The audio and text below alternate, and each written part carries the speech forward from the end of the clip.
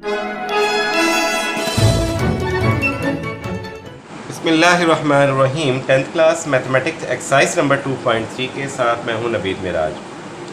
Students, हमारे पास जो question है वो है without solving find the sum and product of the following quadratic equation. ठीक है जी। इस वीडियो में हमने दो पार्ट्स करने हैं, इसका पार्ट नंबर 5 और पार्ट नंबर 6 करने जा रहे हैं। तो ये हमारे पास एक क्वाड्रेटिक इक्वेशन आएगी और उसका आपने सम और प्रोडक्ट निकालना होगा। तो सम और प्रोडक्ट देखें निकालना है रूट्स का। तो एक तरीका का तो हमारे पास ये था कि हमारे पास जो क्वाड्रेटिक इक्वेशन है उसको सॉल्व करने के बाद उसमें जो वेरिएबल एक्स का आंसर आता है, यानी कि जो रूट्स आते उनको ऐड भी करते तो सम आ जाता, उनको मल्टीप्लाई करते तो प्रोडक्ट आ जाता। लेकिन इस सवाल में आपको बाकायदा तौर पे रोका जा रहा है, कहा जा रहा है without solving find sum and product, यानी कि आपने इसको सॉल्व करने की तरफ तो हरगिज़ नहीं जाना, बल्कि सॉल्व किए बगैर ही इनके रूट्स का जो सम है वो भी निकालना है, इनके रूट्स की प्रोडक्ट को भी फाइंड आउट करना है। तो ये हमारे पास एक मैजिकल फार्मूला है जिसकी मदद से आप सम और प्रोडक्ट को फाइंड आउट कर सकते हैं। तो सम निकालने के लिए सिंपल फार्मूला है कि -b डिवाइडेड बाय a करेंगे, जबकि प्रोडक्ट निकालने के लिए c डिवाइडेड बाय a करेंगे। अब इसमें a b c क्या चीज़ है? a b c जो हमारे पास क्वाड्रेटिक इक्वेशन के standard form ax² + bx + c है। ये हमारे पास यहाँ पे x के कोएफिशिएंट a है, x के कोएफिशिएंट b और कांस्टेंट c है। तो यहाँ हमारे पास इसको जो इक्वेशन आपके पास दी हुई है जिसको फाइंड आउट करना है सम और प्रोडक्ट, उस इक्वेशन में x के का कोएफिशिएंट देखें क्या है l + m और स्टैंडर्ड फॉर्म में x के कोएफिशिएंट क्या है a, जिसका मतलब a की वैल्यू हमारे पास आ जाएगी ये वाली, यानी कि l + m आएगी a की वैल्यू। इसी तरीके से x का कोएफिशिएंट b है स्टैंडर्ड फॉर्म में और यहाँ x का कोएफिशिएंट है जी m + n, तो b की वैल्यू मेरे पास क्या आ जाएगी? m + n आएगी। The same way constant c है, यानी कि विदाउट वेरिएबल x, और यहाँ पे कांस्टेंट हमारे पास है n - l, देखिए c की वैल्यू आ जाएगी n - l। सम निकालने की तरफ जाते हैं, फार्मूला लिखेंगे सबसे पहले -b डिवाइडेड बाय a और यहाँ पे वैल्यूज पुट कर देंगे b और a की।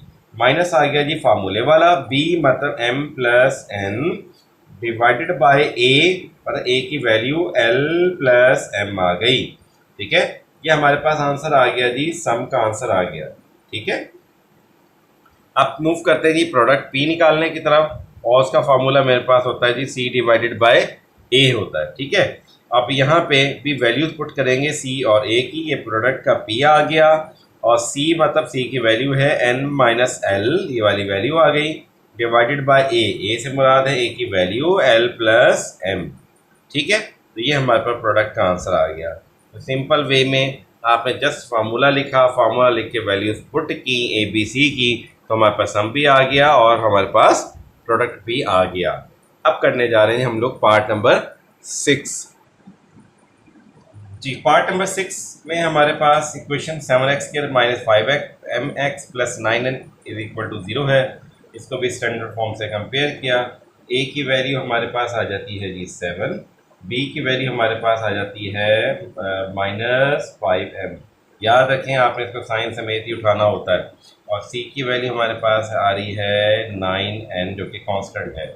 सम का फार्मूला आ जाएगा -b डिवाइडेड बाय a लिखेंगे, उसके बाद इसमें b की वैल्यू पुट करेंगे माइनस फार्मूले वाला, b की वैल्यू भी नेगेटिव है यानी कि -5m है, डिवाइडेड बाय a की वैल्यू है जी 7।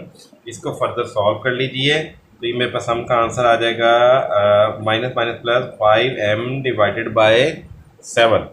ठीक है, अब प्रोडक्ट का आंसर मेरे पास आएगा जी, इसमें वैल्यू पुट करेंगे, c की वैल्यू क्या है हमारे पास जी 9n है, डिवाइडेड बाय, और यहाँ पे a की वैल्यू मेरे पास क्या है जी, यहाँ पे 7। तो ये मेरे पास प्रोडक्ट आ गया।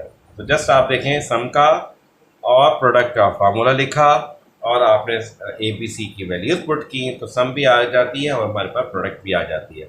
बहुत सिंपल क्वेश्चन है और बोर्ड के लिहाज से बहुत ही इंपॉर्टेंट क्वेश्चन है। आई होप से क्वेश्चन अच्छे से समझ आ गया होगा। जो लोग इस चैनल पे न्यू हैं तो वो काइंडली इस चैनल को सब्सक्राइब करें, बाकी साथियों के साथ इसको शेयर भी कीजिए और बेल आइकन के बटन को भी दबा दीजिए ताकि नई आने वाली वीडियोस का नोटिफिकेशन आपको मिलता रहे। थैंक यू, अल्लाह हाफिज़।